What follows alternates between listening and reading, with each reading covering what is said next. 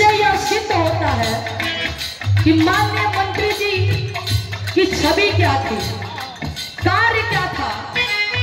और मैं बहुत बहुत धन्यवाद करना चाहती हूँ आदरणीय हमारे बिहार के सम्राट गुरुजी। आदरणीय नाम लेने के लायक तो नहीं हूँ लेकिन कहना पड़ रहा है। कहना है क्या?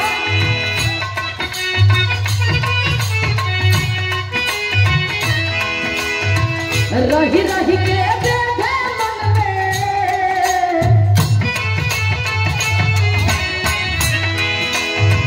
रही रही के बैठे मन में, आज तो हरियाणा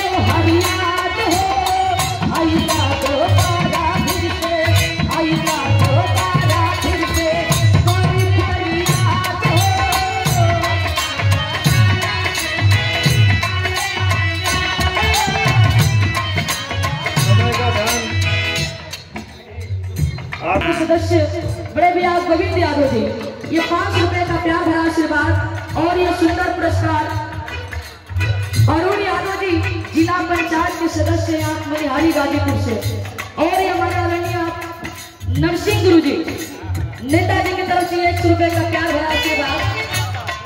अगली लाइन में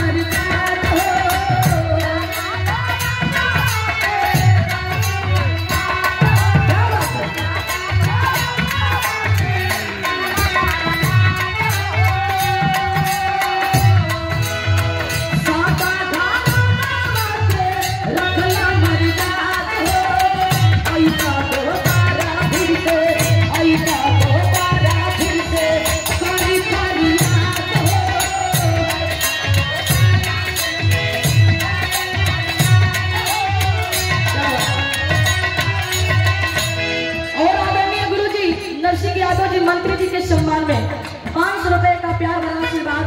आखिरी लाइन कहना बाका समय आपका हो चुका है। आप आग्रह करते हैं कि आप लास्ट लाइन कहना है हमारे आदरणीय विधायक जी के लिए बाबू जी के सम्मान में। क्या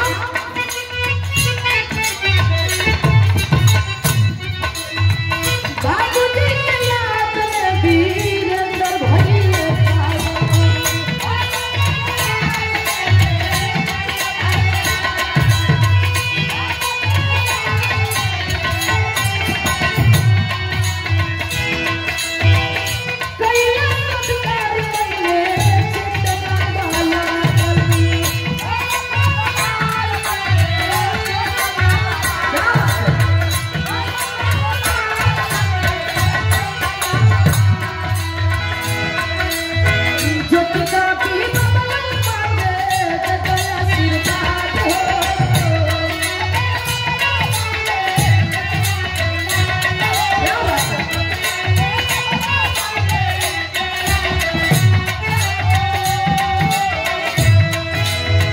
ज्योति ज्योति बबलू मांगे दया आशीर्वाद हो आई का दोबारा फिर से आई का दोबारा फिर से सारी फरियाद हो आई का दोबारा फिर से सारी फरियाद हो।